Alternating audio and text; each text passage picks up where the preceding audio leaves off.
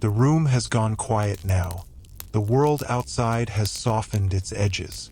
And if you are still awake, you are simply here, listening, letting the weight of the day settle into something slower, something steady. There is no need to follow closely, no need to hold on to every detail. You can let your thoughts drift in and out like light through a curtain. And if you find yourself resting comfortably in the dark, that is exactly where you are meant to be. Before we go further, if the work here helps you find rest or quiet, you are welcome to subscribe or leave a like. Only if it feels right for you. There is no pressure, just the option to support what happens here. In the heart of ancient Rome, beneath the noise of markets and the motion of armies, there was a stillness that came with certain rituals. The city rose and fell not just with the sun but with the expectations of the gods. The Vestal virgins moved through their days with a quiet precision that had nothing to do with personal ambition and everything to do with continuity. They were chosen young, before the body had fully formed its own will, and they entered a life that was both honored and enclosed. Their primary task was to tend the sacred flame of Vesta, a fire that was never allowed to die. It was not a dramatic duty. It involved careful attention, the placement of fuel, the removal of ash, the watching of embers through the long hours of the night when the rest of the city slept. There were rotations, shifts. One woman would rise while another settled onto a simple bed in the house of the Vestals, a large complex near the Forum where the days followed a rhythm unchanged for centuries. Meals were taken together in silence or with quiet conversation. Offerings were prepared. Prayers were murmured at dawn, and the flame continued to burn. But there was another layer beneath this calm existence. If a Vestal was believed to have broken her vow of chastity, the punishment was not quick and it was not public in the way of the arena. It was carried out in the dark, away from crowds, in a small underground chamber near the Colleen Gate. Pit was dug. A bed was placed inside. A lamp was lit. A small amount of bread and water was left. And then the woman was led down into that space, still living, still breathing, still aware of the weight of stone above her. The entrance was sealed. The earth was replaced. And in the days that followed, no one spoke of her again. It was not rage that drove this punishment. It was order. The Romans believed the sacred fire and the purity of its guardians were tied to the stability of the state. If the flame went out, if a vow was broken, the gods might turn away. And so the punishment was not about vengeance. It was about restoration, a quiet removal of what had become unstable. The city continued. Markets opened. Children played. The Senate met.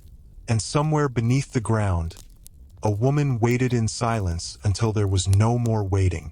In another part of the city, in a cramped holding cell beneath a government building, a man sat on cold stone waiting for a judgment he already understood. His crime had been spoken aloud in a moment of frustration. A comment about the emperor, a question about the gods, words that should have remained inside. The cell had no window. The air was thick and still. He could hear the movement of guards in the corridor, the occasional scrape of a boot, the distant murmur of voices. He had been given water once since arriving. The hours moved slowly, marked only by the changing quality of light beneath the door as torches were lit or allowed to burn out. He thought about his family, about the small home near the Tiber, about the morning he had left and would not return to. In the Forum above, merchants arranged their stalls and customers haggled over prices. A child laughed. A dog barked. None of it reached him. In the late afternoon, when the heat of the day began to soften, a woman walked through the marketplace with a basket under her arm. She moved slowly, stopping at stalls to inspect figs, to weigh onions in her palm, to exchange a few quiet words with a vendor she had known for years. Her husband had been taken 3 days earlier. She did not know where. She did not know why. She only knew that the bed felt larger at night and that the silence in their home had changed. She bought a small piece of salted fish and a handful of olives. She walked back through streets that narrowed as she moved away from the center. The buildings leaned toward one another. Laundry hung from upper windows. A child ran past her with a stick, dragging it along the wall, the sound sharp and then gone. She entered her home. She placed the food on a table. She sat on a stool near the door and waited for something she could not name. In a military camp along the Rhine, the soldiers prepared for evening watch. The sun had dropped behind the trees and the air carried the damp chill of the forest. The men moved through their routines with the economy of long practice. Tents were checked. Weapons were wiped clean of moisture. A small fire burned at the center of the camp, not large enough for warmth but enough to provide light for those who needed to write letters or repair gear. A young soldier sat near the flames, his back against a pack, a piece of worn leather in his hands. He was stitching a strap that had broken during the day's march. His fingers moved slowly, the needle pushing through the stiff material, the thread pulling tight. He thought of home, of a sister who would be sleeping now, of a father who had told him the army would make him a man. He was not sure what that meant anymore. The fire crackled. A horse shifted in the dark. The sound of the river reached them faintly, a constant murmur that had no beginning and no end. In the city, in a room above a bakery, a woman sat by a window that looked out onto the street below. The shutters were open a crack and the night air carried the smell of bread cooling on racks. She had been a baker's wife for 15 years. Her hands were marked by flour and heat. She had learned to wake before dawn, to knead dough while the stars were still out, to listen for the sound of her husband's footsteps on the stairs. He had died the previous winter. Cough that would not stop. A fever that rose and did not fall. She still woke at the same hour. She still went through the motions of the day. But now she sat in the evenings by the window, watching the occasional passerby, the flicker of a torch, the shape of a cat moving along the edge of a roof. She did not think about the future. She did not revisit the past. She simply sat, and the night passed around her like water around a stone. Deeper in the empire, in a province far from Rome, a farmer guided his plow through soil that had been turned 1,000 times before. The oxen moved slowly, their breath visible in the cool morning air. The farmer did not think about the emperor or the senate or the laws being debated in distant chambers. He thought about the angle of the sun, the condition of the harness, the weight of the plow as it cut through the earth. His wife would have water ready when he returned to the hut. His children would be gathering wood or watching the goats. There was bread from the day before and a small portion of cheese. The meal would be simple, the conversation minimal. And then the work would continue until the light failed and the family settled onto beds of straw beneath a roof that leaked when it rained. This was life. Not the life described in histories or remembered in monuments, but life nonetheless, repetitive, physical, enduring. In Rome, in a wealthy home on the Palatine Hill, a slave moved through a corridor with a lamp in her hand. The floors were marble. The walls were painted with scenes from mythology. She passed a room where her master dined with guests, their voices carrying through the partially open door. Laughter, the clink of glass, the sound of a lyre played by a hired musician. She did not stop. She continued toward the rear of the house where the rooms were smaller and the ceilings lower. In the kitchen, another slave was cleaning dishes, his hands in water that had long gone cold. They did not speak. They rarely did. She placed the lamp on a shelf and sat on a low stool, her back against the wall, her eyes on the flame. In a few hours she would need to wake again, to draw water, to build the fire, to prepare for another day that would look exactly like the one before. But for now, in this small space, with the house quiet around her. She allowed herself to sit and breathe and feel the warmth of the lamp on her face. Outside the city walls, along the Appian Way, a traveler walked alone. He had been walking for days. His feet were wrapped in cloth to protect against blisters. His pack held little more than dried bread and a change of tunic. He had left his village after a dispute over land, after words were spoken that could not be taken back, after the realization that there was no place for him there anymore. The road stretched ahead, straight and gray, lined with tombs and cypress trees. Every few miles he passed another traveler, a cart, a soldier on horseback. No one spoke. The silence of the road was its own language. He walked through the afternoon. He walked as the sun dropped and the shadows lengthened. He found a place to rest beneath a tree, his back against the trunk, the sound of insects rising around him.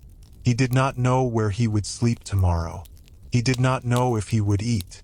He only knew that he would keep walking because walking was the only thing left to do. In a barracks near the Forum, a group of soldiers sat around a table playing dice. The room was lit by a single oil lamp that cast long shadows across the walls. One of the men had been in the army for 20 years.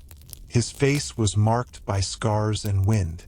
Another had joined only months before, still young enough that his cheeks were smooth, still unused to the weight of his armor. They played in near silence, the dice clicking against the wood, coins changing hands, grunts of satisfaction or disappointment barely audible. Outside, the city continued its slow turn toward morning. A dog barked somewhere in the distance. A woman sang softly from an open window. The young soldier looked at the dice in his hand and thought about nothing at all. It was a relief to think about nothing. In a temple on the Aventine Hill, a priest prepared for the morning ritual. He had been awake for hours, reading by lamplight, reciting prayers that had been passed down through generations. The temple was empty. The statues of the gods stood in their places, unmoving, unblinking. The priest moved through the space with the confidence of long familiarity. He knew where the incense was stored. He knew which bowl held the wine for libations. He knew the words that needed to be spoken and the gestures that needed to be made. When the first light touched the columns at the entrance, he would begin. But for now, there was only this quiet preparation. The sound of his own breath, the smell of old stone, the sense that something larger than himself was present, though he could not name it and did not try. In a narrow alley behind the Circus Maximus, a child sat on a step watching the stars. He was too young to understand the games that took place in the great arena. He only knew that sometimes the crowd roared and the ground seemed to shake. He lived with his mother in a single room above a tannery. The smell was always there, strong enough to taste, but he did not notice it anymore. He watched the stars and counted them, though he did not know how to count very high. His mother would call him soon. She would pull him inside and close the door, and they would sleep on the same mat, her arm around him, her breath warm against his hair. But for now, he sat on the step, and the stars were there, and the night was wide and quiet, and he was part of it. In a villa outside Naples, a woman lay awake in a bed too large for one person. Her husband was in Rome on business. He had been gone for weeks. The servants slept in their quarters. The house was silent except for the wind moving through the cypress trees and the distant sound of the sea. She had read by lamplight until her eyes tired. She had walked through the garden and watched the moon on the fountain. She had returned to her room and lain down and closed her eyes. But sleep would not come. She thought about the letters she had written and the replies that had not arrived. She thought about the years ahead and whether they would look like the years behind.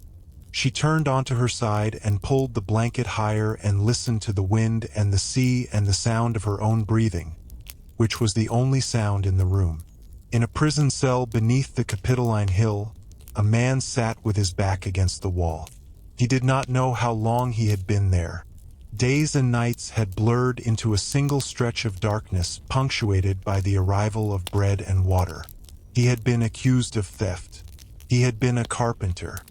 He had built tables and chairs and once a door for a senator's house. Now he sat in the dark and waited. He thought about his hands and the things they had made. He thought about his wife, who would be told eventually, though he did not know what they would tell her. He thought about the morning he had been taken, the way the light had looked on the stones of the street, the sound of a vendor calling out the price of fish. He would not see that street again. He understood that now. But understanding did not change the way the hours passed, slow and silent and without end. In a camp on the edge of the empire, a sentry stood watch as the sky began to lighten. He had been standing for hours. His legs ached. His eyes were dry. But he did not move from his post. Beyond the low wall of earth and wood, the land stretched away into darkness. Somewhere out there, beyond the reach of Rome, other people were waking. Other fires were being lit. Other lives were beginning their slow turn toward another day. The sentry did not think about them. He thought about the warmth of the fire in the command tent. He thought about the bread that would be distributed at dawn. He thought about the letter in his pack that he had not yet answered, the one from his sister, the one that asked when he would come home. He did not know how to answer. He did not know if there was an answer. He stood at his post and watched the light spread across the sky, and the empire continued to breathe around him, unaware of his small place within it. In the kitchen of a wealthy home, a slave prepared the morning meal. The fire had been lit before dawn. The bread was baking. The wine was being mixed with water in a large crater. She moved through the space with the economy of someone who had done this work 1,000 times. Her hands knew what to do even when her mind was elsewhere. And her mind was often elsewhere, in a village far to the east, in a house she would never see again, with people whose faces had begun to blur. She placed the bread on a tray. She added a small bowl of olives. She carried it toward the dining room where her master would soon appear. The corridor was dark. Her footsteps were soft. She did not think about the unfairness of her life. She did not think about freedom or justice or the gods. She thought about the tray in her hands and the floor beneath her feet and the next thing she needed to do. That was enough. In a tavern near the Tiber, a man sat alone at a table near the back. He had been drinking for hours. The cup in front of him was empty, but he did not call for more. He simply sat, his hands on the wood, his eyes on the wall. The tavern keeper left him alone. He knew the man's story. A son lost in a distant campaign. A wife who had stopped speaking. A business that had failed. There was nothing to say that had not already been said. The man sat and the night passed, and eventually he stood and walked out into the street and disappeared into the darkness. The tavern keeper wiped the table and placed the cup on a shelf. He would see the man again. They always came back. In a room overlooking the forum, a scribe sat by a window with a roll of papyrus spread across his lap. He was copying a legal document, his letters careful and even, his pen moving slowly across the surface. The light from the lamp was poor, but he did not stop. He had learned to work in any conditions. He had been a scribe for 40 years. He had copied contracts and letters and once a poem that made him pause and read it through twice. The poem was about love and loss and the way time passed whether you wanted it to or not. He had thought about that poem often in the years since. He thought about it now as he copied words about property and inheritance, about who owned what and who would own it next. Outside, the forum was empty. The temples stood in silhouette against the night sky. The scribe dipped his pen and continued writing, his hand steady, his breathing slow. In a stable behind an inn, a groom slept on a pile of straw beside the horses. The animals shifted in their stalls, their hooves making soft sounds against the packed earth. The groom did not wake. He was used to the noise. He was used to the smell. He was used to the way the cold seeped through the walls and the way the horses breathed in the dark. He had been a groom for as long as he could remember. He had no family, no home beyond the stable. He slept where the horses slept and ate what the innkeeper gave him and asked for nothing more. In his dreams he was a child again, running through fields that stretched to the horizon, the grass high and green, the sky endless above him. He did not dream of Rome. He did not dream of the emperor or the games or the great events that shaped the world. He dreamed of grass and running and the feeling of the sun on his face. In a temple on the Palatine, a priestess sat alone before an altar. The flame before her burned low and steady. She had been sitting for hours, her legs folded beneath her, her hands resting on her knees. This was her duty, not the rituals performed before crowds, not the processions through the streets. The quiet watching, the long hours of darkness. The flame needed no one. It would burn whether she watched or not. But she watched anyway. It was what she had been chosen for. It was what she would do until she was too old to sit, until another took her place. The temple was silent. The city slept. The flame burned. And the priestess sat, her thoughts slow and diffuse, her body still, her presence the only answer to a question no one had asked. In a cell beneath the arena, a man waited. He did not know what time it was. He did not know if it was day or night. He only knew that at some point the guards would come and he would be led up into the light and the crowd would be there and the sand would be under his feet. He had been a thief. He had stolen a loaf of bread and a pair of sandals. He had been caught. The sentence had been pronounced quickly. He sat on the stone floor and listened to the sounds from above. The murmur of the crowd, the occasional roar, the scrape of something heavy being dragged across the sand. He did not pray. He did not weep. He simply sat and waited, because waiting was all that was left. In a bakery near the Forum, the ovens had been lit for hours. The baker and his assistants moved through the heat, shaping loaves, sliding them into the flames, pulling out the finished bread and stacking it in baskets. The work was physical and repetitive. The heat was constant. The smell of baking bread filled the space and drifted out into the street, where early risers had begun to appear. A woman stopped to buy a loaf. She handed over a few coins and tucked the bread into her basket. She would eat some now, walking home, tearing off pieces with her fingers.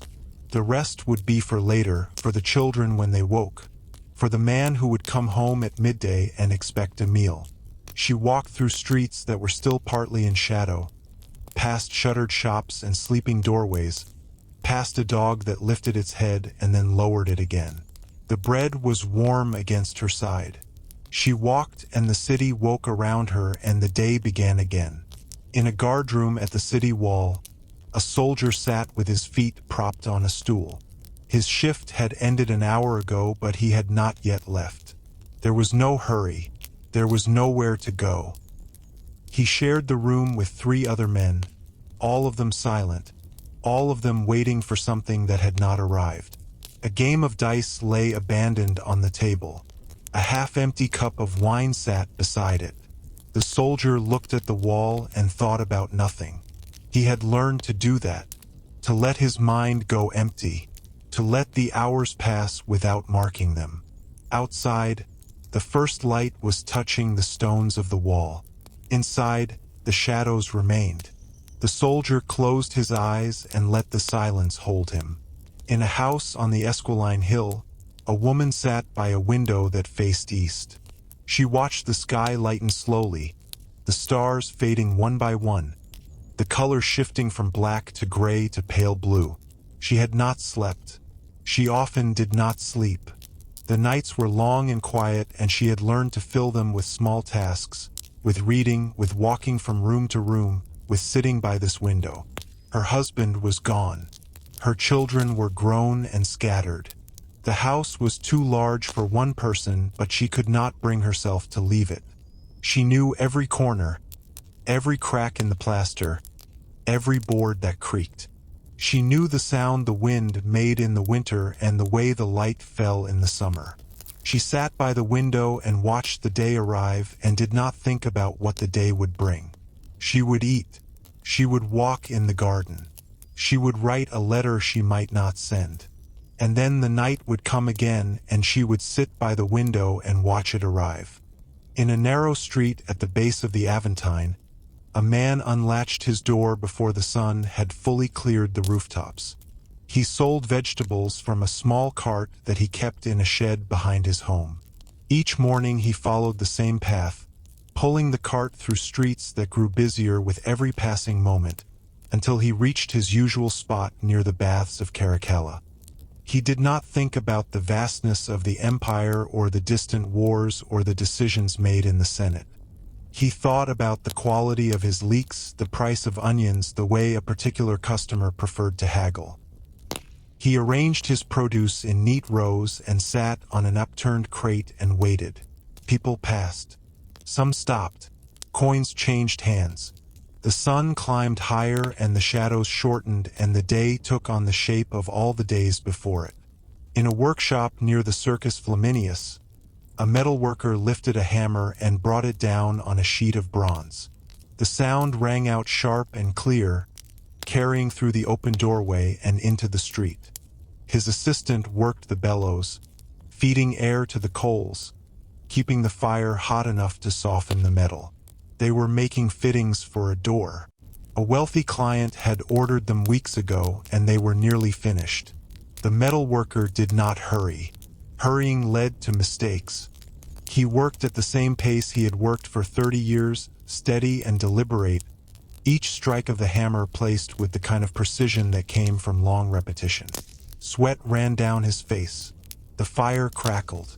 The bronze slowly took the shape he had in mind. Outside, children ran past shouting, their voices fading as they turned a corner. The metal worker lifted the hammer again and brought it down. In a small apartment on the 4th floor of an insula near the Subura, a woman braided her daughter's hair before sending her out for the day. The girl would go to the fountain with a jug, then to the baker for bread, then to the home of a woman who paid her to help with washing. The mother worked as a seamstress, taking in mending from neighbors, stitching torn tunics and replacing missing buttons. Their room held a bed, a table, 2 stools, and a small chest where they kept what little they owned. The walls were bare. The window looked out onto a courtyard where other families lived in rooms much like theirs. The woman finished the braid and kissed her daughter on the forehead and watched her go. Then she sat by the window with a pile of mending in her lap and began to sew. The needle moved in and out, and the light from the window shifted slowly across the floor. At the baths of Diocletian, the morning crowds had not yet arrived. The attendants moved through the vast spaces with brooms and cloths, sweeping the floors from the night before, wiping down the marble benches, checking the temperatures of the rooms. One attendant, a man in his 50s with a limp that slowed his movements, worked his way methodically through the frigidarium. He had held this position for more than a decade. He knew every crack in the floor, every loose tile, every place where the plaster had begun to flake. He worked slowly because there was no need to work quickly. The bathers would come when they came. The water would be heated when it was time. He swept and wiped and moved on to the next room, the sounds of his labor echoing off the high ceilings, the light from the high windows falling in long pale rectangles across the stone. In a field outside the city, a group of laborers bent over the earth, pulling weeds from a field of young wheat. They worked in silence, their backs to the sun, their hands moving through the soil with the practiced ease of those who had done this work since childhood. The owner of the land rode past on a horse, pausing to watch them for a moment before continuing toward the road. The laborers did not look up. They did not expect to be addressed. They worked and the sun moved across the sky, and at midday they would stop to eat bread and olives and drink water from a skin. Then they would work again until the light began to fail, and they would walk back to the village where they slept and eat again and sleep and wake and do it all once more. The wheat would grow and they would harvest it, and the cycle would continue as it had for as long as anyone could remember. In a library attached to the Temple of Peace, a scholar sat with a scroll unrolled before him. He was alone in the room. The shelves rose around him, filled with hundreds of other scrolls, thousands of years of writing preserved in this single space. He was searching for a passage he had read years before, something about the customs of a people who lived far to the north, beyond the reach of the empire. He could not remember the author or the title, only the shape of the words and the way they had made him feel when he first encountered them. He unrolled one scroll after another, scanning columns of text, his finger moving slowly down each page. Dust motes floated in the light from the window. The silence was complete except for the occasional rustle of papyrus. He did not find what he was looking for. He would come back tomorrow and continue searching. The scrolls would wait.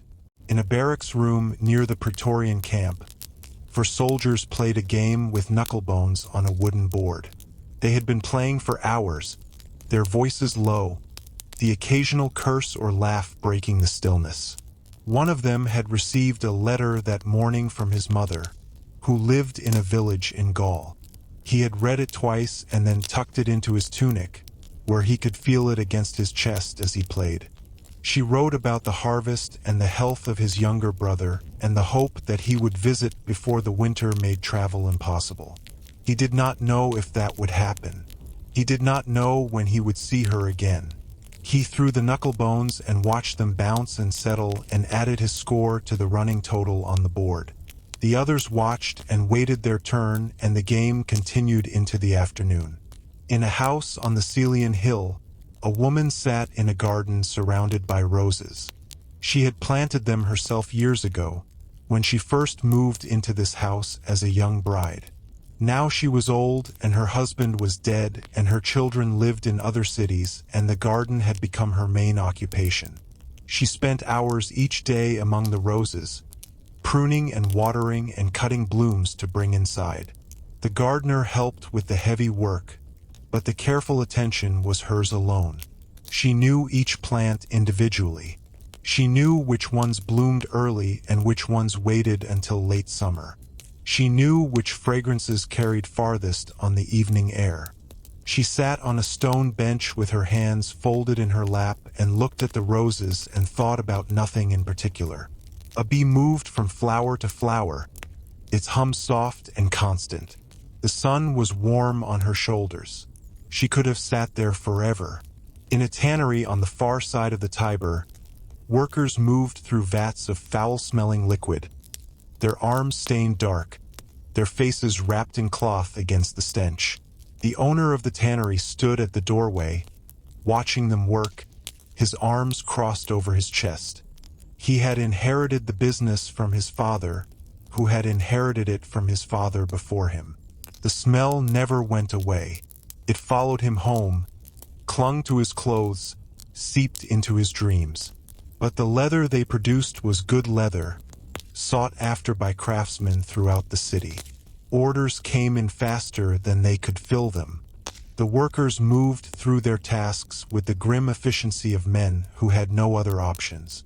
The owner watched and calculated and thought about the new vat he would need to install before winter.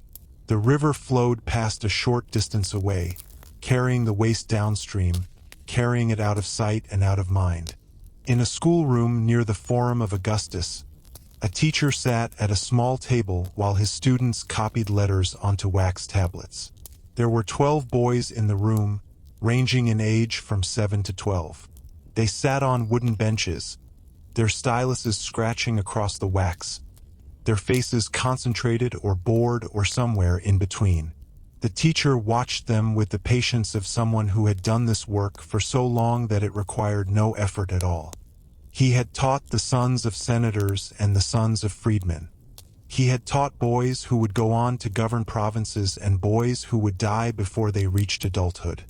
He taught them all the same way, with the same letters, the same exercises, the same quiet corrections. A boy near the window had stopped writing and was looking out at the street. The teacher did not call his attention back. He would return to his work when he was ready. The lesson would continue either way. In a stable behind a large country house outside Rome, a groom brushed down a horse that had been ridden hard the day before. The animal stood patiently, its flank twitching occasionally as the brush passed over sensitive spots. The groom worked in silence, his movements slow and rhythmic, the brush moving in long strokes from shoulder to haunch. He had been with horses since he was a child. He understood them better than he understood people. They did not lie or scheme or hide their feelings. They simply were what they were, and he respected that. The horse turned its head and nuzzled his shoulder, and he reached up and scratched behind its ear. Outside, the field stretched away toward a line of trees, and beyond the trees the hills rose green and soft in the afternoon light. The groom continued brushing, the sound steady and soothing, and the horse stood still and let itself be cared for. In a kitchen attached to a large insula, a cook prepared the evening meal for the families who rented rooms above. She had been doing this work for 20 years, ever since her husband died and left her with no other way to earn a living. She cooked the same things most days: grains and beans and whatever vegetables were cheap at the market. Sometimes a bit of meat if someone had paid extra. She worked alone in the small space, the fire hot against her face, the pots heavy in her hands. She did not think about the people she cooked for. She did not wonder about their lives or their troubles or their joys. She cooked and they ate and the coins came in, and that was enough. She stirred the pot and added salt and tasted and added more salt and stirred again. The steam rose and vanished into the smoke-blackened ceiling. The fire crackled and settled and crackled again. In a workshop near the Porta Trigemina, a potter sat at his wheel, his hands covered in wet clay, his foot working the treadle that kept the wheel spinning. He was making bowls, the same bowls he had made for 40 years, the same shape, the same size, the same gentle curve at the rim. He did not vary the design because his customers expected consistency. They came to him because they knew what they would get. He worked without looking at what his hands were doing. They knew the shape on their own. He could have made these bowls in his sleep, and sometimes he almost did, his mind drifting while his fingers pressed and smoothed and guided the clay into form. A stack of finished bowls sat on a shelf behind him, waiting to be fired. The wheel turned and turned. The clay rose between his hands. The afternoon passed without his noticing. In a garden behind a temple on the Quirinal, a priest walked slowly along a gravel path. He was old now, older than most men lived to be. His duties had been lightened years ago, when his legs began to fail and his eyes could no longer read the sacred texts without help. He still came to the temple each day, not to work but simply to be there, to sit in the presence of the God he had served his whole life. The garden was his favorite place.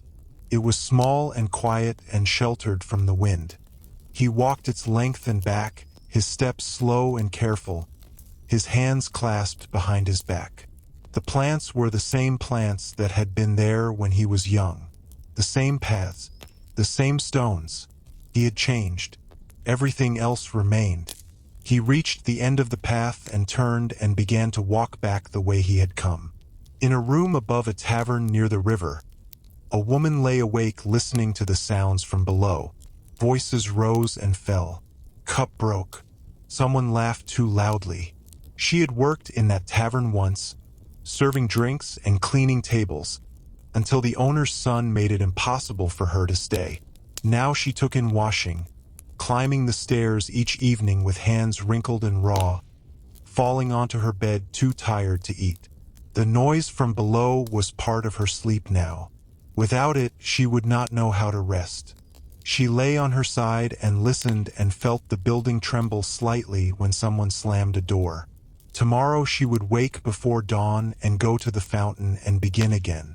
But tonight she lay in the dark and let the sounds of other people's lives carry her towards sleep. In a guard post on the Aurelian wall, a soldier leaned against the stone and looked out over the rooftops of the city. The sun had set an hour ago and the last light was fading from the sky. Below him, the city was settling into night. Shops were shuttered. Doors were barred.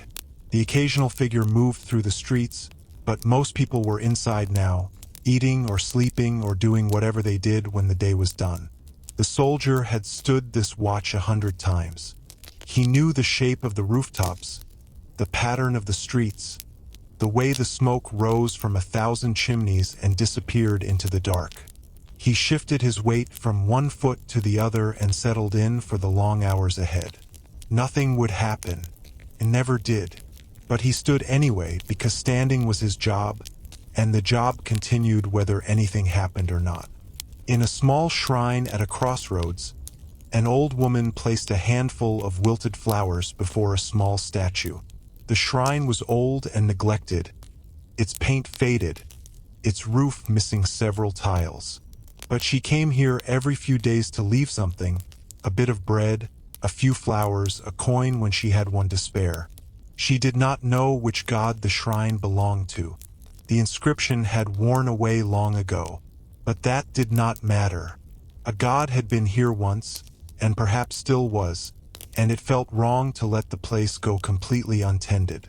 She knelt for a moment, her knees cracking, her head bowed.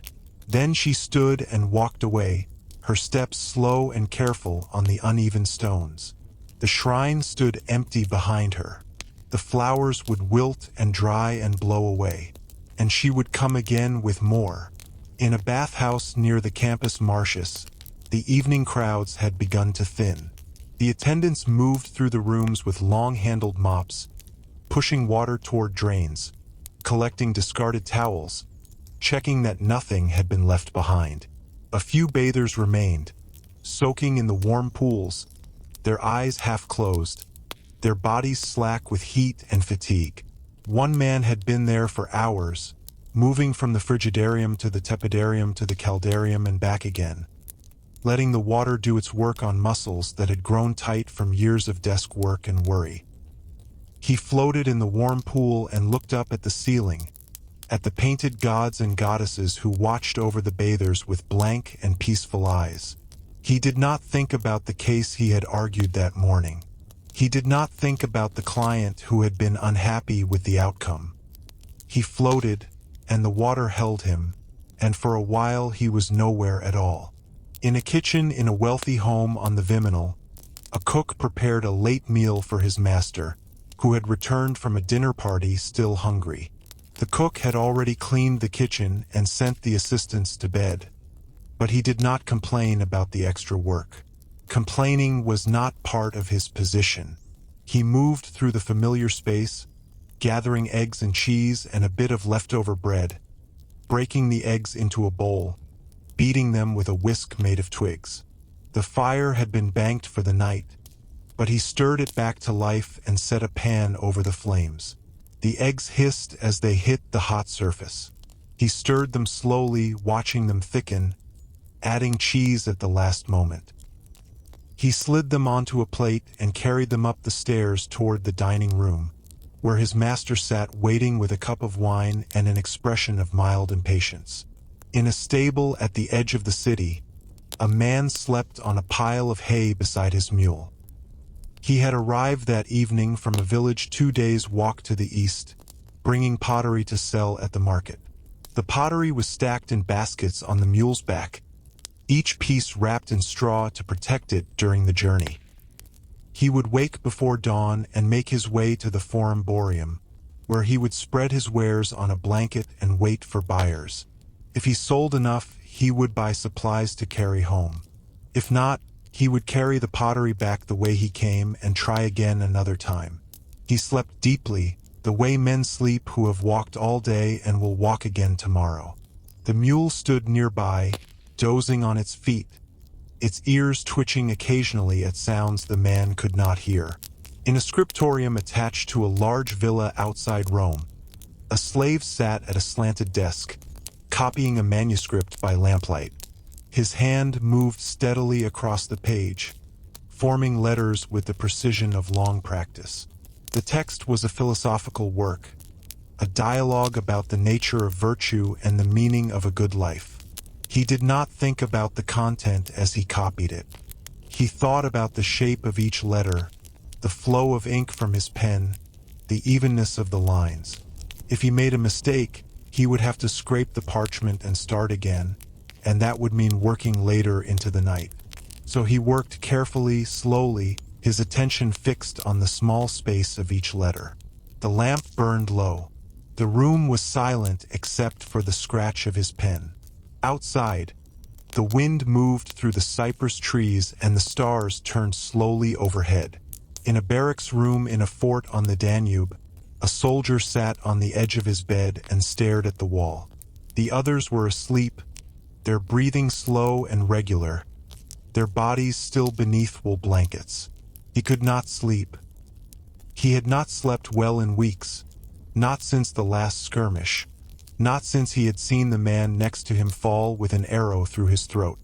He sat and stared and listened to the wind outside and the distant sound of the river. In a few hours he would stand watch. He would stand at his post and look out into the darkness and try not to think about what might be moving out there. But now he sat and stared, and the wall was blank, and the night was long, and sleep would not come no matter how long he waited. In a kitchen in a village in the mountains east of Rome, a woman shaped bread dough on a wooden board. Her hands were flour-covered and strong, the hands of someone who had done this work every day for most of her life. The oven had been heating since before dawn. Soon she would slide the loaves in, and they would bake, and the smell would drift through the village, and people would come to buy. Her husband was already in the fields. Her children were gathering eggs and fetching water.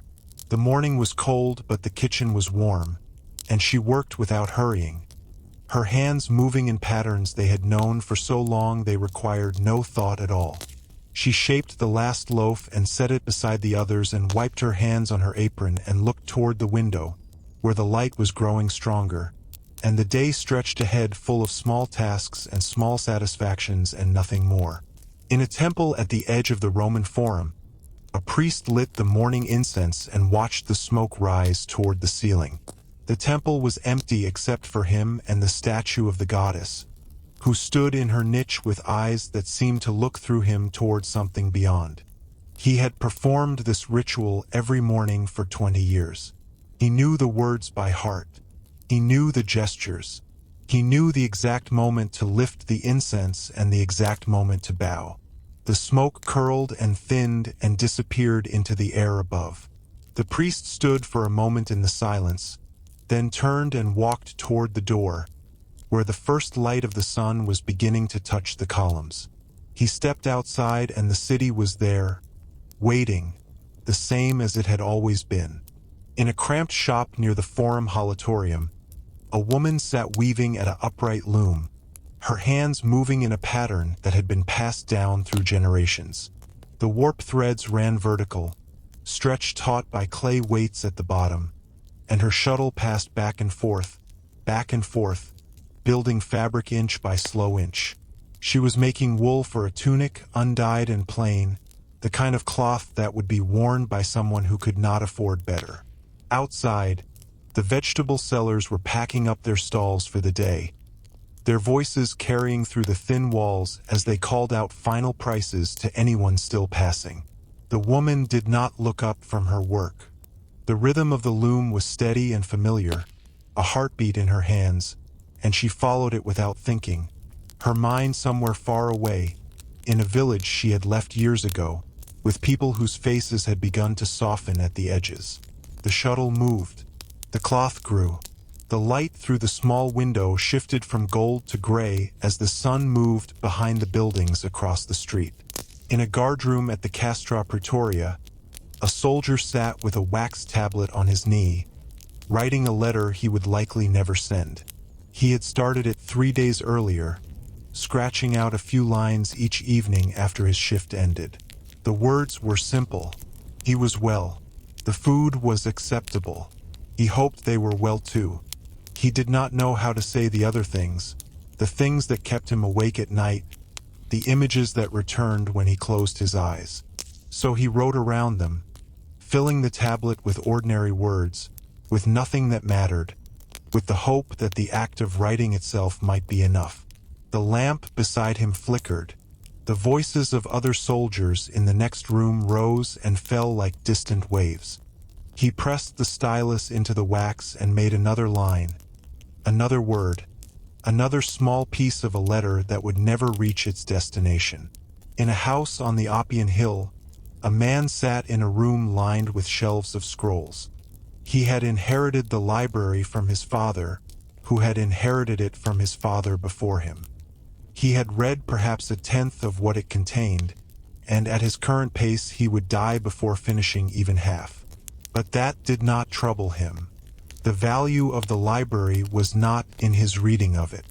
The value was in its existence, in the knowledge that all these words were here, waiting, preserved against the decay of time. He sat in a chair near the window and unrolled a scroll at random, letting his eyes fall where they would. Poem about the sea, a treatise on agriculture, a letter from a long-dead philosopher to a student who had also been dead for centuries. The man read a few lines and then set the scroll aside and looked out at the city spread below him, at the red tiles and the rising smoke and the distant flash of sunlight on the river. He would die and the scrolls would remain. Someone else would read them or they would not. It made no difference to him now. In a narrow alley behind the theater of Marcellus, 2 children sat on a step sharing a piece of bread. They were brother and sister, though they did not look alike, and they had no parents that either of them remembered. They slept in a doorway when the weather was mild and in a stable when it was cold, moving from place to place as circumstances required. The bread had come from a baker who sometimes left out stale loaves at the end of the day.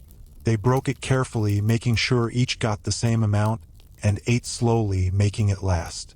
A dog wandered past and they gave it a small piece, watching its tail wag as it swallowed without chewing.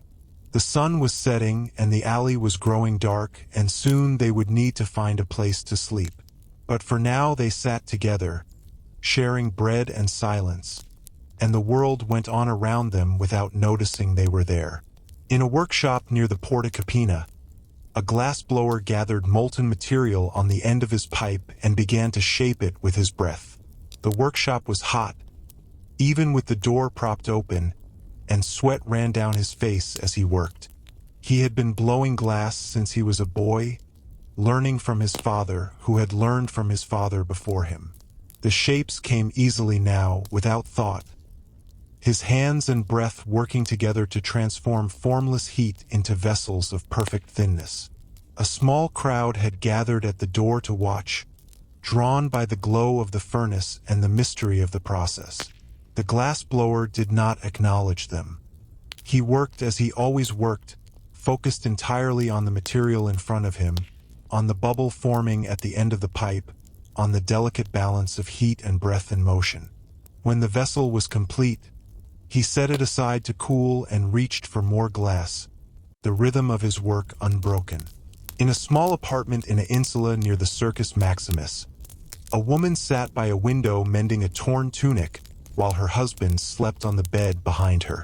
He worked at the docks, loading and unloading ships, and his shifts began before dawn and ended after dark. When he came home, he ate whatever she had prepared and fell into bed without speaking. She did not mind. She understood the weight of exhaustion, the way it pressed words down into silence. She sewed by the last light of day, her needle moving in and out of the wool, pulling the torn edges together. Below, the street was quiet now, the vendors gone, the children called inside, the dogs settling into doorways. She finished the mending and set it aside and sat for a while longer, watching the dark gather, feeling the shape of the night settle around her. In a temple on the Capitoline, a priestess prepared for the night vigil. She had performed this duty many times before, always alone, always in silence, always with the same careful attention to the rituals that had been established centuries before she was born. She lit the lamps one by one, their flames small and steady in the vast space of the temple. She arranged the offerings on the altar, a bit of honey cake, a splash of wine, a few grains of incense.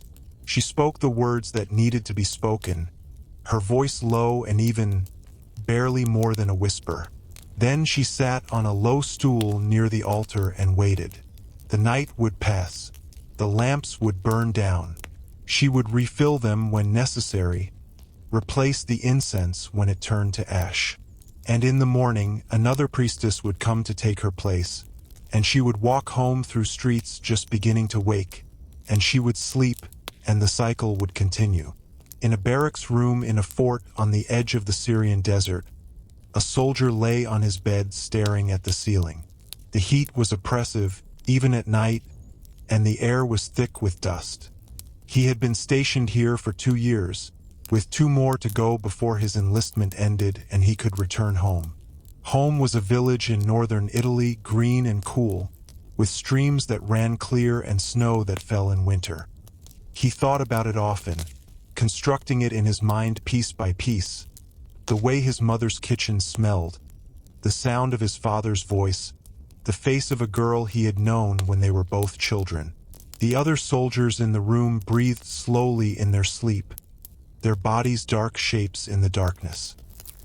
He turned onto his side and closed his eyes and tried to find his way back to that village, if only in dreams. In a kitchen attached to a large country estate outside Rome, a cook prepared the evening meal for the household staff. The master and his family ate separately, in a dining room with painted walls and couches and servants to bring each course. But here, in the smaller kitchen, the cook prepared food for those who served them, plainer fare but made with the same care. She stirred a pot of beans and vegetables, adding herbs from the garden, tasting and adjusting, tasting and adjusting. The fire crackled in the hearth. A cat sat near the warmth, watching her with half-closed eyes. The cook worked without hurrying, her movements economical and sure. She had been doing this work for so long that it required no thought, no decision, only the continuation of patterns established years ago and never broken. In a stable behind a tavern on the Via Appia, a groom sat on an upturned bucket and looked at the horses. There were 4 of them tonight, belonging to travelers who had stopped for the night on their way south. The groom had fed them and watered them and checked their hooves for stones. Now there was nothing to do but sit and watch and wait for morning. He liked the horses better than the people who rode them. The horses were honest in a way people were not. They did not pretend. They did not lie. They simply were what they were, and that was enough. He sat on the bucket and listened to them breathe, the soft sounds of their shifting, the occasional stamp of a hoof. The night was quiet. The stars were out. He would sleep here on the straw, and in the morning the travelers would pay him a few coins and continue south, and he would stay and wait for the next horses and the next travelers and the next night of sitting and watching and listening. In a small room at the top of an insula near the Tiber, a woman sat at a small table writing a letter by the light of a single lamp. She wrote slowly, carefully, forming each letter with the precision of someone who had learned to write late in life and still found it difficult. The letter was to her sister, who lived in a village to the south, whom she had not seen in 5 years. She wrote about the children, about the shop her husband had opened, about the weather, about nothing important. What she wanted to write, what she could not find words for, was the loneliness that sat with her each night after the children slept and the shop was closed and her husband sat across from her in silence. But she did not write that. She wrote about bread and prices and a festival that had happened last month. She signed her name and folded the letter and set it aside to be sent in the morning. Then she sat for a long time, looking at the lamp, until the flame began to gutter and she had to trim the wick and add oil and watch it burn steady again. In a guardroom at the Porta Flumentana, 2 soldiers sat playing dice on an upturned crate. They had been on duty for 4 hours, with 4 more to go. The game helped pass the time, though neither of them cared much who won. They threw the dice and moved the markers and spoke occasionally about nothing important. The gate was closed for the night, barred from the inside, and no one would enter or leave until dawn. Outside, the road stretched away into darkness, empty and silent. Inside, the dice clicked against the wood, the markers moved, the lamp burned low. One of the soldiers yawned and stretched and threw the dice again. The other marked the score and waited his turn. The night continued. In a bakery on the Vicus Longus, the ovens had been lit for hours and the first loaves were already cooling on racks. The baker and his assistants moved through the heat, their faces shining with sweat, their arms dusted with flour. The work was relentless, 7 days a week, year after year. But it was the work they knew, the work they had always done, and they did it without complaint because complaint would change nothing. A boy came in from the street with an order from a household on the Esquiline, and the baker filled it from the morning's baking and sent him on his way. Another customer arrived, a woman with a basket, and bought 2 loaves and a small cake. The baker took her coins and dropped them in a clay pot and turned back to his work. The ovens glowed. The bread baked. The morning advanced. In a temple dedicated to a goddess whose name few remembered, a solitary figure knelt before an altar. The temple was small and poorly maintained, its roof patched in several places, its painted walls faded nearly to nothing. But the figure knelt there each morning at dawn, a man so old that no one in the neighborhood knew how old he was. He had been coming to this temple for as long as anyone could remember, though no one knew why. Perhaps he had made a vow long ago. Perhaps he simply needed somewhere to go. He knelt and bowed his head and stayed that way for a long time, motionless, silent. Then he stood, slowly, with effort, and walked out into the street and disappeared into the crowds. And the temple stood empty behind him, waiting for tomorrow. In a small courtyard behind a row of shops near the Circus Flaminius, a woman hung wet laundry on a line strung between 2 posts. She had been washing since before dawn, her hands wrinkled and raw from the water, her back aching from leaning over the tub.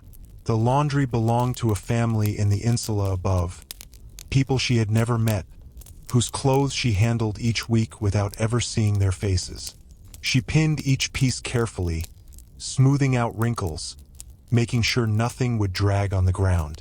The sun was warm on her shoulders and the courtyard was sheltered from the wind, and for a moment, standing there among the wet cloth, she felt something almost like peace. Then she turned and went back inside, where more laundry waited, and the day continued. In a workshop near the Forum Boreum, a sculptor stood before a block of marble, studying it as he had studied it for weeks. He had not yet touched it with a tool.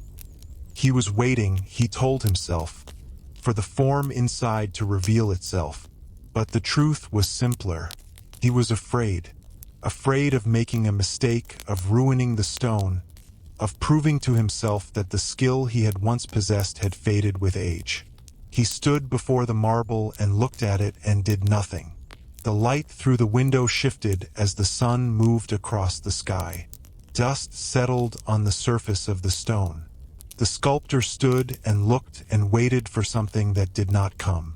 In a small apartment in a crowded insula, a mother sat on the edge of her bed, watching her children sleep. They shared the bed, a boy and a girl.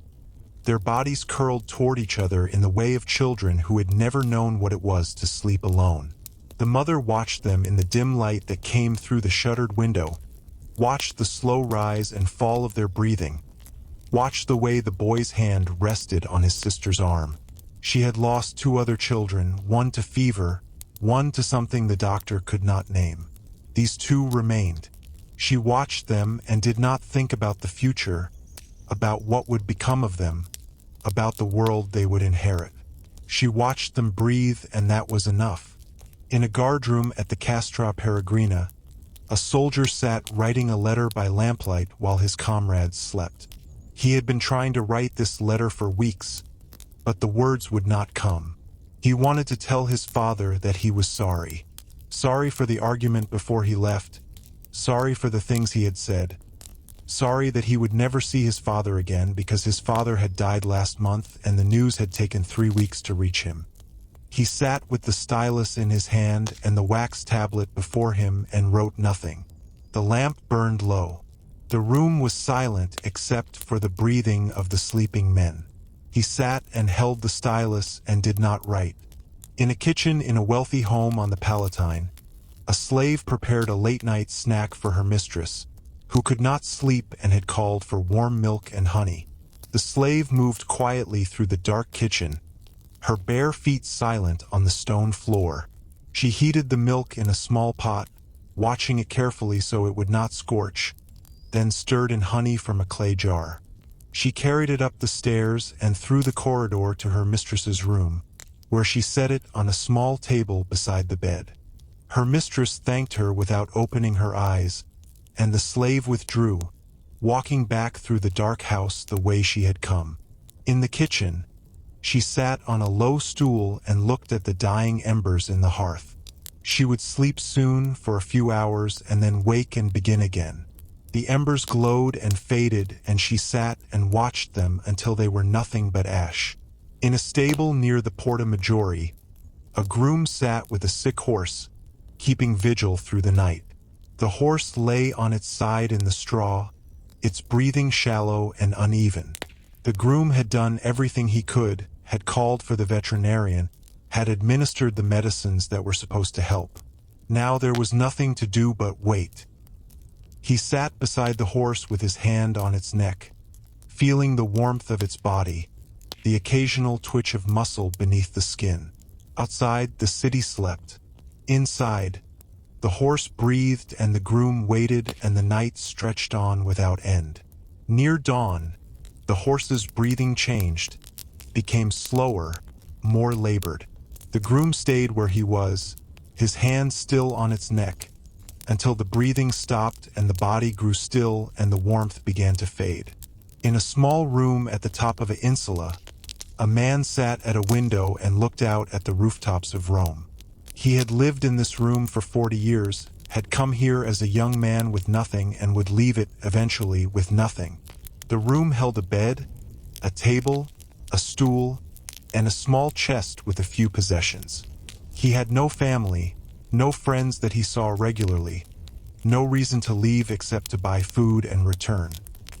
He sat at the window and watched the sky change as the sun set and the stars appeared and the city below him grew quiet. He did not think about his life or what it had meant. He did not think about death or what would come after. He watched the stars and listened to the silence and waited for morning. In a temple near the Tiber, a priestess extinguished the last of the sacred lamps and prepared to close the temple for the night. The rituals were complete, the offerings made, the prayers spoken. She moved through the space one final time, checking that all was in order, that nothing had been forgotten. The statue of the goddess stood in its place, serene and silent, untouched by the centuries. The priestess bowed once, briefly, and then walked to the door and pulled it closed behind her. The lock clicked into place. The temple stood dark and empty, waiting for dawn, waiting for the priestess to return, waiting for the rituals to begin again. The river flowed past a short distance away, its sound constant and unchanging. The city breathed and slept and would wake again. And the temple stood in the darkness, holding its silence, holding its secrets, holding the presence of a goddess who neither spoke nor moved but simply was. In a narrow street behind the baths of Titus, a man sat on an overturned amphora and watched the morning light creep down the walls.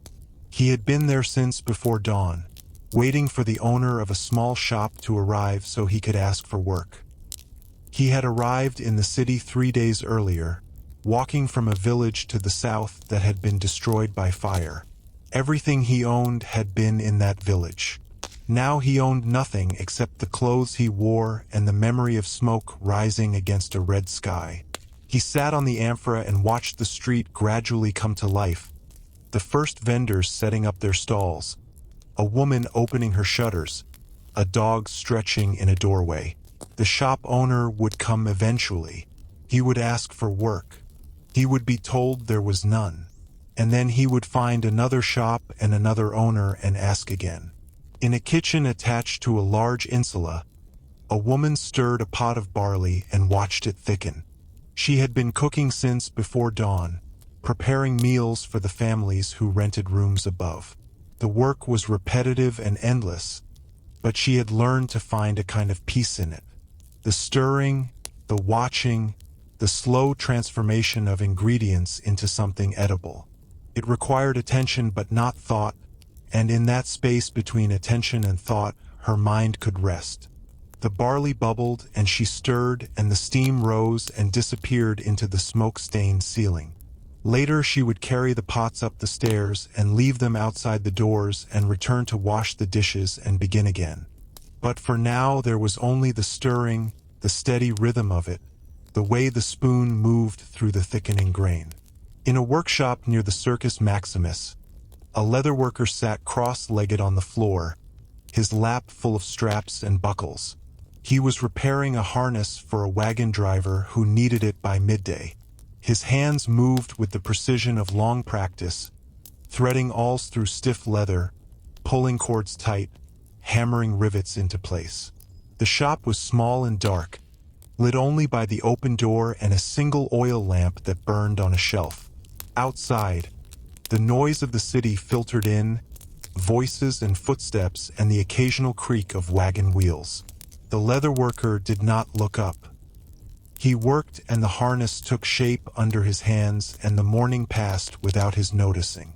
In a room above a tavern on the Via Sacra, a woman lay in bed listening to the sounds of the street below. She had been ill for weeks, too weak to leave the room, too weak even to sit up for long. A neighbor brought food each day and emptied the chamber pot and left without speaking. The woman spent her days watching the light move across the ceiling, watching the shadows lengthen and shorten and lengthen again.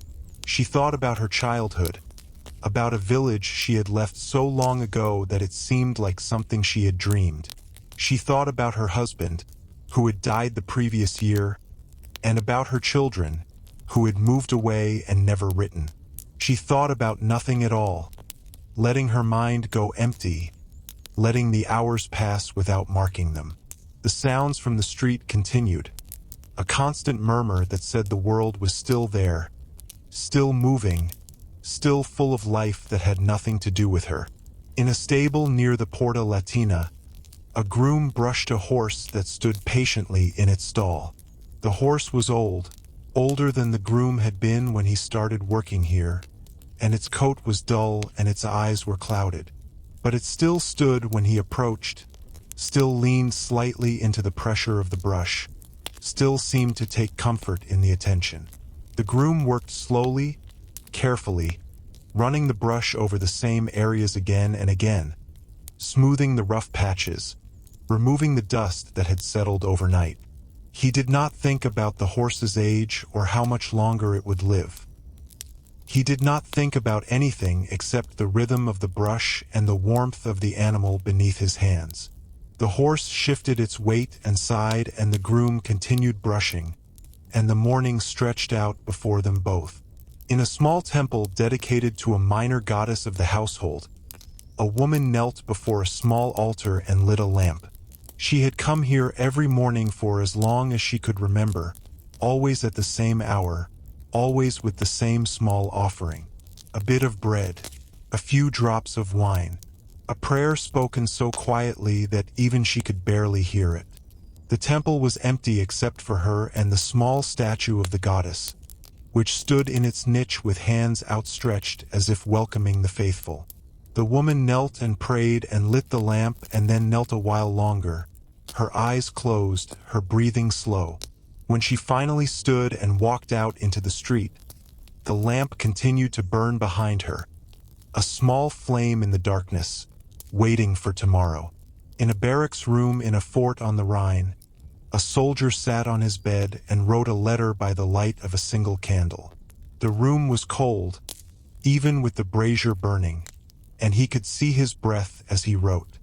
He was writing to his mother, telling her that he was well, that the food was adequate, that he hoped she was well too. He did not tell her about the skirmish last week, about the man who had died beside him, about the dreams that woke him each night.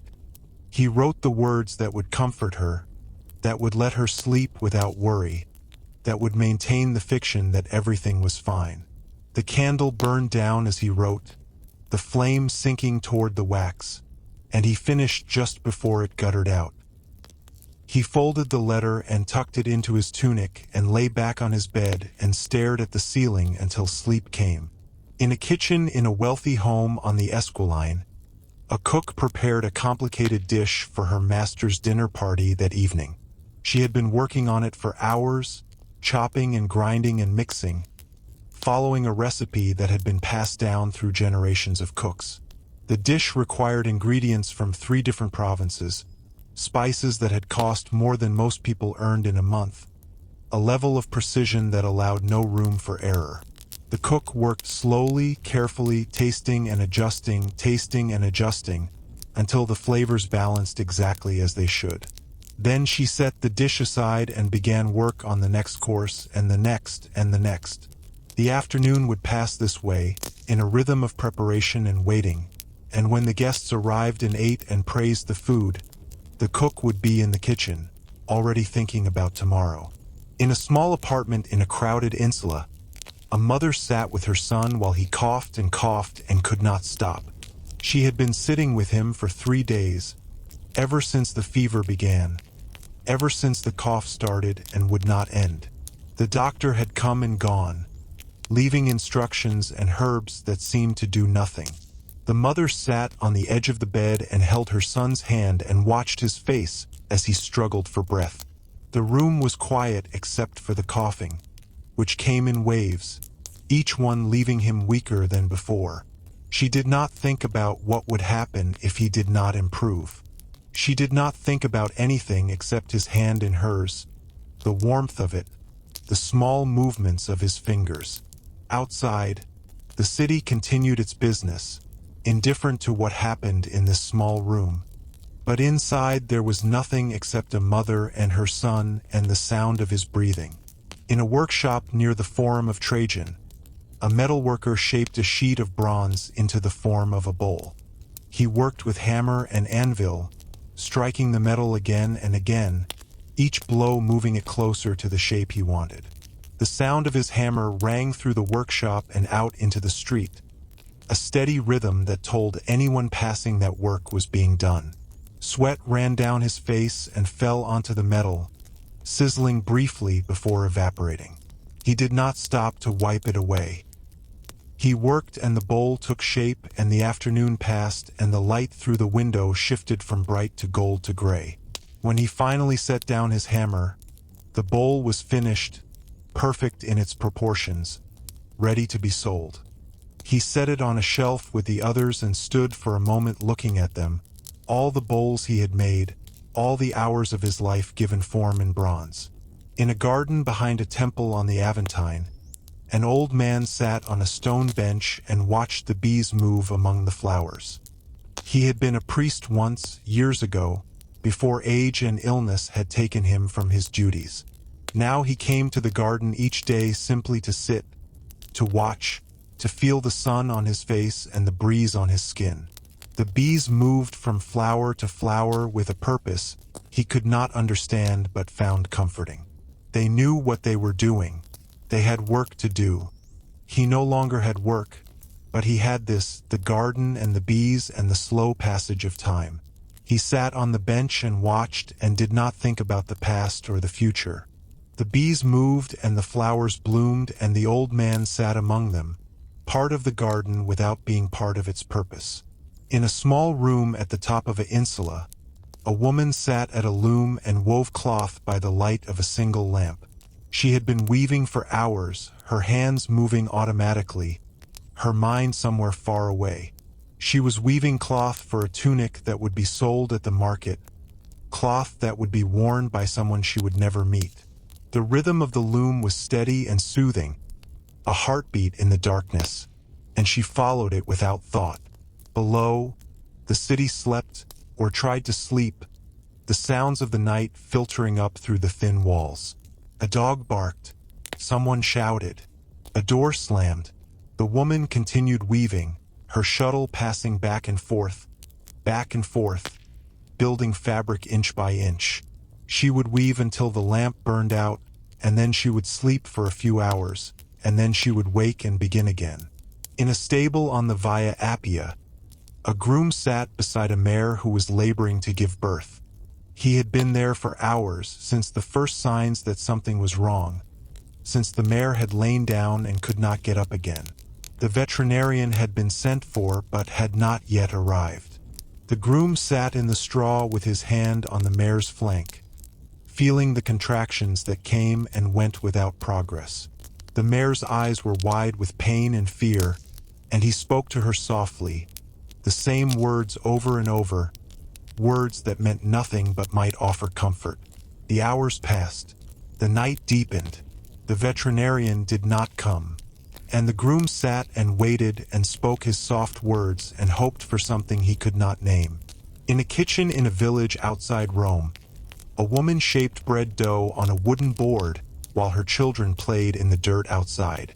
The kitchen was small and smoky, the fire in the hearth barely enough to heat the oven. She worked quickly, efficiently, her hands moving through the familiar motions while her mind was elsewhere.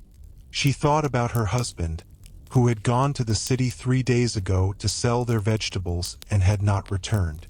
She thought about the rent that was due at the end of the week and the coins she had hidden in a jar beneath the bed. She thought about the winter that would come and whether they had enough stored to survive it.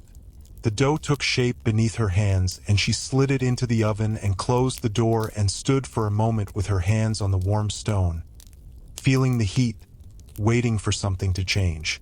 In a temple on the Palatine, a priest lit the morning incense and watched the smoke rise toward the ceiling. The temple was empty, as it always was at this hour, the gods alone with their priest and the small flame that burned on the altar. He spoke the words of the ritual, the same words he had spoken every morning for 30 years, and the smoke curled and twisted and disappeared into the air above. When the ritual was complete, he stood for a moment in the silence, listening to nothing. Then he turned and walked out of the temple and into the morning light, where the city was already waking, already beginning its daily motion. He would return at noon, and again at sunset, and again at midnight, and the rituals would continue, unchanged, unending, as they had for centuries before he was born and would continue for centuries after he was gone. In a small apartment in a crowded insula, a man sat at a table with a cup of wine and looked at the wall. He had been sitting there for hours, since his wife had left in the morning to work at the market, since his children had gone out to play in the streets.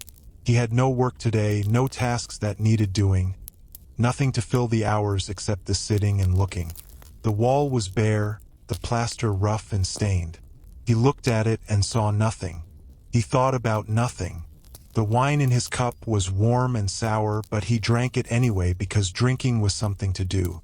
The light through the window shifted slowly across the floor. The sounds of the street filtered up, distant and indistinct. He sat and looked and drank and waited for the day to end. In a guardroom at the Porta Tiburtina, 2 soldiers sat playing a game with knucklebones while the night watch continued outside. They had been playing for hours, their voices low, the dice clicking against the wooden board. One of them was due to be relieved soon, would go out into the cold and stand at his post until dawn. The other would stay here warm and dry until his own turn came. They played without talking about it, without acknowledging the inequality of their positions. The dice fell and the markers moved and the game continued. Outside, the wind picked up, rattling the shutters, carrying the sound of something that might have been an animal or might have been nothing at all. The soldiers played on, their attention fixed on the board, their minds anywhere but here. In a bakery near the Forum Boreum, the ovens had been cooling for hours and the last loaves of the day sat on racks waiting to be sold. The baker sat on a stool near the door, his arms folded, his eyes half closed. He was tired, as he was always tired. The exhaustion of a lifetime of early mornings and late nights settled into his bones. But he sat and waited because sometimes a customer came late, needing bread for the evening meal, and he did not want to turn them away. The street outside was quiet now, the vendors gone, the children called inside. A cat wandered past and stopped to look at him and then continued on its way. The baker sat and waited and the bread cooled and the night deepened and eventually he stood and closed the door and went to bed, the day finally over. In a small room at the top of an insula, a woman lay in bed and listened to her husband breathe. He was asleep beside her, his breathing slow and regular, his body warm against hers. She could not sleep. She had not slept well in weeks, not since the letter arrived, not since she learned that her brother had died in a distant province and would never come home. She lay in the dark and listened to her husband breathe and thought about her brother, about his face, about his voice, about the way he had laughed at things that were not funny. The sounds of the city filtered through the thin walls, the usual noises of the night, and she listened to them too, letting them fill the space that grief had hollowed out. Her husband shifted in his sleep and his arm moved across her and she lay still beneath its weight, feeling the warmth of it, feeling the life in it, feeling the night pass over them both. In a stable behind a tavern on the Via Latina, a groom slept in the hay beside the horses. He had been working since before dawn, cleaning stalls and carrying water and brushing coats and checking hooves. Now he slept deeply, without dreams, his body curled in the hay like an animal. The horses stood in their stalls, dozing on their feet, their breath misting in the cold air. Outside, the wind moved through the trees and the stars turned slowly overhead and nothing happened that needed watching. The groom slept and the horses dozed and the night passed in silence. The only sounds the occasional stamp of a hoof or the soft exhale of breath. In the morning he would wake and begin again, and the horses would be there, waiting, and the work would continue as it always did. In a kitchen in a wealthy home on the Celian, a slave sat on a low stool and stared at the dying embers in the hearth. The household was asleep, the master and mistress in their beds, the other slaves in their quarters. She had finished her work hours ago, had cleaned the kitchen and put away the dishes and banked the fire for the night. But she could not sleep. She sat and stared at the embers and thought about nothing, or thought about everything. She could not tell which. The embers glowed and faded, each pulse of light smaller than the last. She sat and watched them until they were nothing but ash, and then she sat a while longer, and then she stood and walked to her small room and lay down on her pallet and closed her eyes. Sleep came eventually, as it always did, and the night passed and morning came, and she woke and began again. In a narrow alley behind the theater of Pompey, a man crouched against a wall with his cloak pulled tight around him. He had been there since the previous evening, since the watch had chased him from the portico where he usually slept. The stones were cold against his back and the wind carried the sharp bite of the river. He did not think about where he would go when morning came. He did not think about the meal he had not eaten or the coins he did not have. He thought only about the next moment, and then the next, and then the next, each one passing without bringing anything worse than the one before. Somewhere above him, in a room he could not see, a lamp burned and then went out. He pulled his cloak tighter and waited for light. In a workshop near the Porta Trigemina, a potter sat at his wheel and shaped a vessel that would hold oil. The clay was wet and cool beneath his hands, rising between his fingers as the wheel turned. He had been working since dawn, his back aching, his eyes dry from the heat of the kiln. But he did not stop. The orders had to be filled. The merchants would come at the end of the week and expect to find their goods ready. He shaped the vessel and set it aside and reached for more clay, the rhythm of his work unbroken by thought or hesitation. Outside, the river traffic had begun, the calls of boatmen carrying across the water. The potter did not look up. He worked and the vessels accumulated and the day wore on toward evening. In a small apartment in an insula near the Subura, a woman sat by a window with a piece of mending in her lap. The light was poor, the afternoon sun blocked by the buildings across the narrow street. But she had learned to sew by feel as much as by sight. Her needle moved in and out of the fabric, pulling the torn edges together, making them whole again. The tunic belonged to her son, who was playing somewhere in the streets below, whose voice she could hear occasionally rising above the general noise. She did not worry about him. There was no point in worrying. The city was dangerous and children died, and there was nothing she could do about any of it except mend their clothes and feed them when there was food and hope that they would live to grow old. She sewed and the needle moved and the light faded and still she sewed. In a guardroom at the Castra Pretoria, a soldier sat with a wax tablet on his knee, trying to compose a letter he had been putting off for weeks. It was to his father, who lived in a village in the mountains, who had written 3 times already without receiving a reply. The soldier did not know what to say. He could not tell his father about the things he had seen, the things he had done. He could not explain why he had stopped writing, why the words would not come. He sat with the stylus in his hand and the tablet before him and wrote nothing. The lamp beside him burned low. The voices of other soldiers in the next room rose and fell like distant thunder. He sat and held the stylus and did not write. In a kitchen attached to a large country estate outside Rome, a cook prepared the evening meal for the household staff. The master and his family had already eaten, had already retired to their rooms, and now the kitchen was quiet except for the crackle of the fire and the soft sounds of the cook's movements. She stirred a pot of beans and vegetables, adding herbs from the garden, tasting and adjusting as she had done every evening for 20 years. The work required no thought, no decision, only the continuation of patterns so familiar they had become part of her body. She stirred and tasted and stirred again, and the beans thickened and the vegetables softened and the meal prepared itself beneath her hands. In a temple dedicated to Jupiter Optimus Maximus, a priestess knelt before the altar and whispered prayers that had been whispered in this place for centuries.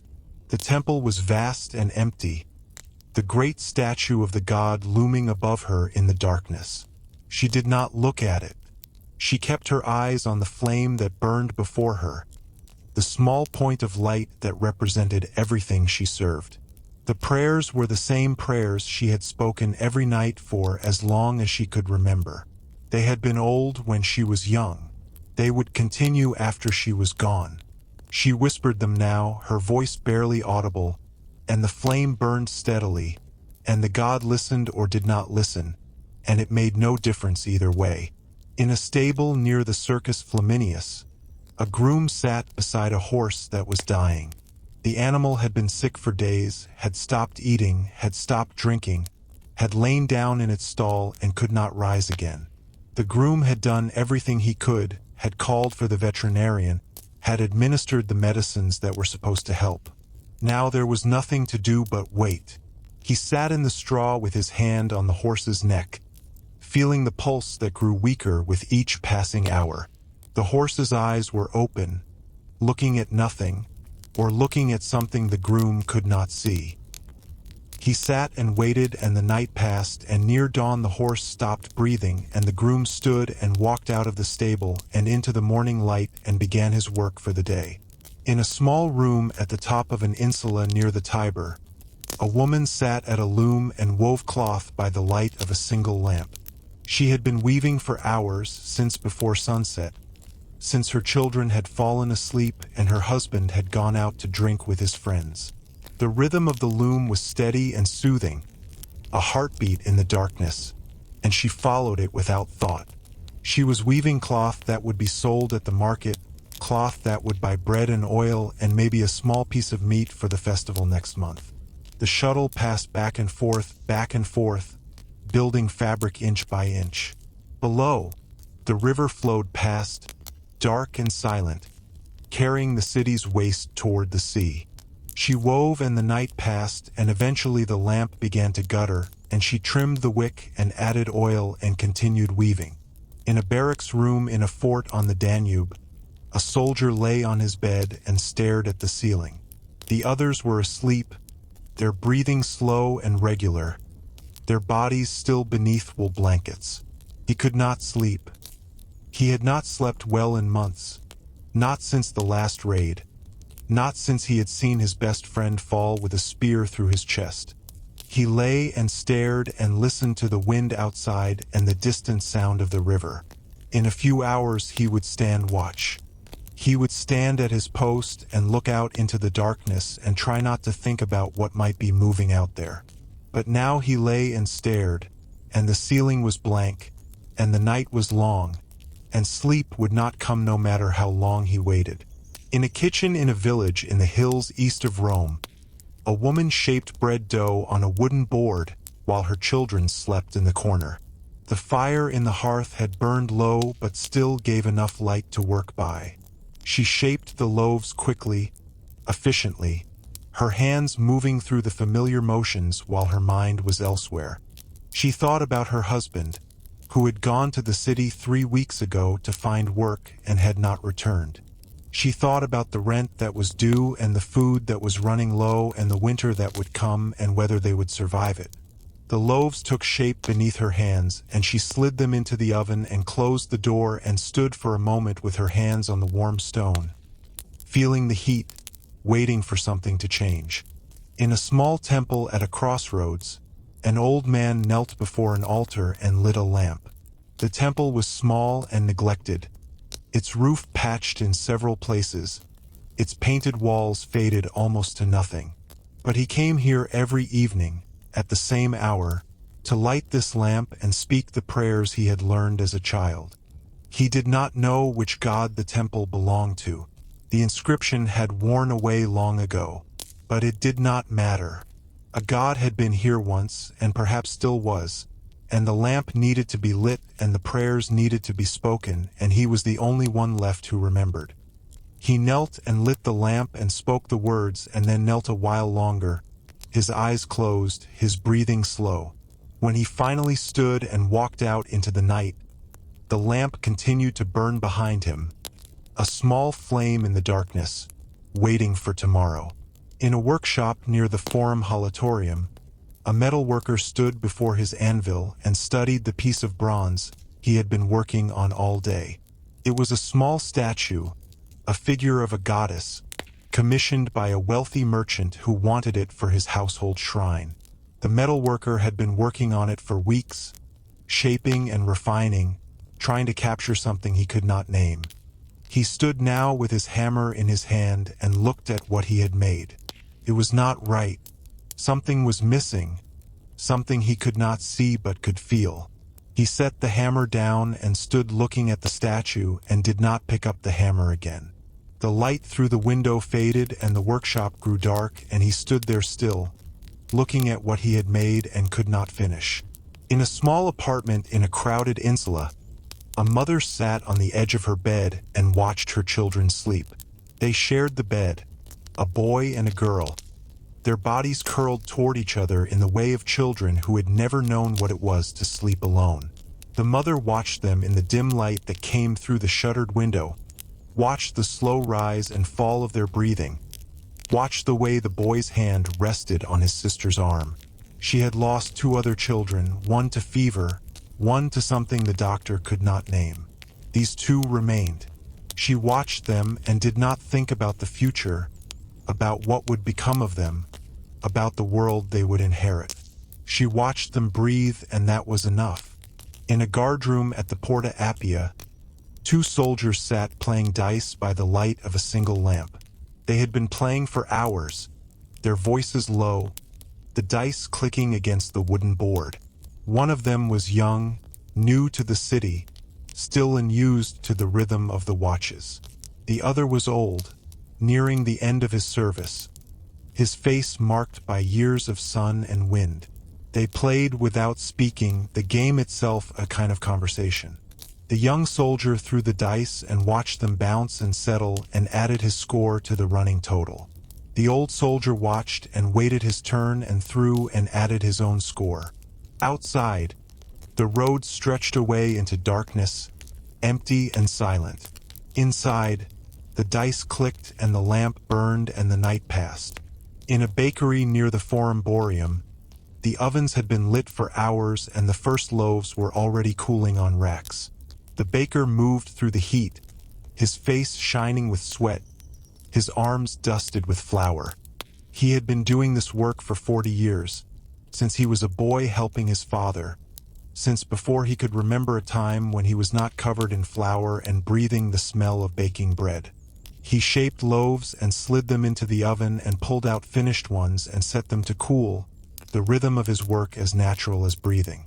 A woman came in and bought 2 loaves and a small cake. He took her coins and dropped them in a clay pot and turned back to his work. The ovens glowed, the bread baked, the morning advanced. In a stable near the Porta Maggiore, a groom sat on an upturned bucket and looked at the horses. There were 6 of them tonight, belonging to travelers who had stopped for the night on their way south. The groom had fed them and watered them and checked their hooves for stones. Now there was nothing to do but sit and watch and wait for morning. He liked the horses better than the people who rode them. The horses were honest in a way people were not. They did not pretend. They did not lie. They simply were what they were, and that was enough. He sat on the bucket and listened to them breathe, the soft sounds of their shifting, the occasional stamp of a hoof. The night was quiet. The stars were out. He would sleep here on the straw, and in the morning the travelers would pay him a few coins and continue south, and he would stay and wait for the next horses and the next travelers and the next night of sitting and watching and listening. In a small room at the top of an insula, a woman sat at a table with a piece of papyrus before her and a pen in her hand. She had been sitting there for an hour, trying to write a letter to her sister who lived in a village to the south. The words would not come. She wanted to tell her sister about the baby who had died last month, about the emptiness that had taken up residence in her chest, about the way her husband looked at her now as if she were a stranger. But she could not write those words. She could not find a way to say them that would not break her sister's heart. She sat with the pen in her hand and the papyrus before her and wrote nothing. The lamp burned low. The sounds of the city filtered up from below, distant and indifferent. She sat and held the pen and did not write. In a kitchen in a wealthy home on the Palatine, a slave prepared a late-night snack for her mistress, who could not sleep and had called for warm milk and honey. The slave moved quietly through the dark kitchen, her bare feet silent on the stone floor. She heated the milk in a small pot, watching it carefully so it would not scorch, then stirred in honey from a clay jar. She carried it up the stairs and through the corridor to her mistress's room, where she set it on a small table beside the bed. Her mistress thanked her without opening her eyes, and the slave withdrew, walking back through the dark house the way she had come. In the kitchen, she sat on a low stool and looked at the dying embers in the hearth. She would sleep soon for a few hours and then wake and begin again. The embers glowed and faded, and she sat and watched them until they were nothing but ash. In a temple on the Aventine, a priestess extinguished the last of the sacred lamps and prepared to close the temple for the night. The rituals were complete, the offerings made, the prayers spoken. She moved through the space one final time, checking that all was in order, that nothing had been forgotten. The statue of the goddess stood in its place, serene and silent, untouched by the centuries. The priestess bowed once, briefly, and then walked to the door and pulled it closed behind her. The lock clicked into place. The temple stood dark and empty, waiting for dawn, waiting for the priestess to return, waiting for the rituals to begin again. The river flowed past a short distance away, its sound constant and unchanging. The city breathed and slept and would wake again. And the temple stood in the darkness, holding its silence, holding its secrets, holding the presence of a goddess who neither spoke nor moved but simply was. In a narrow street near the Temple of Saturn, a man sat on a worn stone step and watched the shadows lengthen across the pavement. He had been sitting there since midday, since the crowds had thinned and the vendors had begun to pack their goods. He had nowhere to go. His room had been taken by another tenant 3 weeks ago, when he could no longer pay. His family was scattered, those who still lived. He sat on the step and watched the light change and did not think about any of it. A dog wandered past and sniffed at his feet and moved on. A child ran by chasing a hoop, her laughter sharp and brief. The man sat and watched, and the sun continued its slow descent toward the rooftops. In a workshop near the Circus Maximus, a leatherworker sat at his bench with a half-finished harness spread before him. His hands moved slowly, methodically, pulling threads through holes punched hours before. The work was tedious, but he did not mind. Tedium was familiar. Tedium was safe. Outside, the noise of the city continued, the endless murmur of voices and wheels and animals. Inside, there was only the soft pull of thread through leather, the occasional shift of his weight on the stool, the rhythm of his own breathing. He worked until the light through the window grew too dim to see by, and then he set the harness aside and lit a lamp and continued working. In a small apartment in an insula near the theater of Marcellus, a woman sat by a window with her hands folded in her lap. She had been sitting there since morning, since her husband had left for the docks and her children had gone out to play. She did not sew or spin or mend. She simply sat and looked out at the street below, at the people passing, at the carts and animals and the occasional soldier. She had been doing this for weeks now, since the baby had died, since the midwife had carried the small still body away and left her alone in this room with nothing to do but sit and wait. The people below did not look up. They did not know she was there. She sat and watched them, and the hours passed and the light changed, and still she sat. In a guardroom at the Castra Peregrina, a soldier sat on a bench with his back against the wall and his eyes closed. He was not sleeping. He had learned to rest without sleeping, to let his body relax while his mind remained alert. The others in the room played dice or wrote letters or simply stared at nothing. He sat with his eyes closed and listened to the sounds around him. The click of the dice, the scratch of a stylus on wax, the distant murmur of the city beyond the walls. He thought about nothing. He let the sounds wash over him and through him and out again. This was how he survived. This was how he would continue to survive, one day at a time, one watch at a time, one breath at a time. In a kitchen attached to a large insula, a woman stirred a pot of stew and watched it bubble.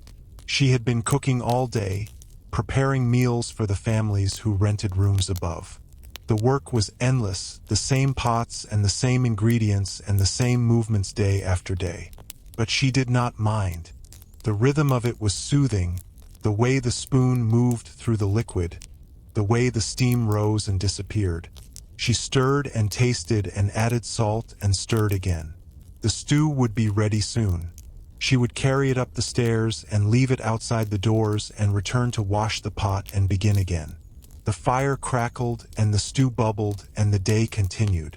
In a stable near the Porta Latina, a groom brushed a horse that stood patiently in its stall. The horse was old, its coat dull, its eyes clouded, but it still stood when he approached, still leaned slightly into the pressure of the brush. The groom worked slowly, carefully, running the brush over the same areas again and again. He did not think about the horse's age or how much longer it would live. He did not think about anything except the rhythm of the brush and the warmth of the animal beneath his hands. The horse shifted its weight and sighed, and the groom continued brushing. Outside, the sun had set and the first stars were appearing. Inside, there was only the soft sound of the brush moving through hair and the steady breath of the horse. In a small temple dedicated to Vesta, a priestess knelt before the sacred flame and watched it burn. The flame had been burning for centuries, tended by an unbroken line of women who had come before her. It would continue burning after she was gone, tended by women who had not yet been born. She knelt and watched and did not think about the past or the future. The flame was enough. The warmth of it on her face, the small sounds it made as it consumed the fuel, the way it never changed and never went out. She knelt until her knees ached, and then she rose and added more wood and knelt again. The night passed. The flame burned. The priestess watched. In a barracks room in a fort on the Rhine, a soldier sat on his bed and stared at the wall. The others were asleep, their breathing slow and regular. He could not sleep. He had not slept well since the last patrol, since they had found the village burned and the bodies scattered in the fields. He sat and stared at the wall and saw nothing. The wall was bare stone, rough and cold. He looked at it and let his mind go empty. There was no point in thinking about what he had seen. There was no point in thinking about anything. He sat and stared, and the night passed, and eventually the sky began to lighten, and he stood and dressed and went out to stand his watch. In a kitchen in a village in the mountains, a woman shaped bread dough on a wooden board while her husband sat by the fire and said nothing. They had not spoken in days, not since the argument about the money, not since he had struck her and she had not cried. The dough took shape beneath her hands, the familiar motions carrying her through the silence. She shaped the loaves and slid them into the oven and closed the door and stood with her hands on the warm stone. Behind her, her husband sat by the fire and stared into the flames. The bread would bake and they would eat, and the silence would continue, and tomorrow would be the same as today. In a small room at the top of an insula, a woman sat at a loom and wove cloth by the light of a single lamp. She had been weaving for hours, since her children fell asleep, since her husband went out to drink with his friends. The rhythm of the loom was steady and soothing, a heartbeat in the darkness. She followed it without thought, her hands moving automatically, her mind somewhere far away. She thought about her mother, who had taught her to weave, who had died last winter and left her alone with the skill and nothing else. She thought about the cloth she was making, who would wear it, whether they would ever know that her hands had made it. The shuttle passed back and forth, and the cloth grew, and the night passed, and the lamp burned low. In a guardroom at the Porta Flumentana, 2 soldiers sat playing dice while the night watch continued outside. They had been playing for hours, their voices low, the dice clicking against the wooden board. One of them was winning, the other losing, but neither cared much about the outcome. The game was a way to pass the time, nothing more. Outside, the wind had picked up, rattling the shutters, carrying the sound of the river.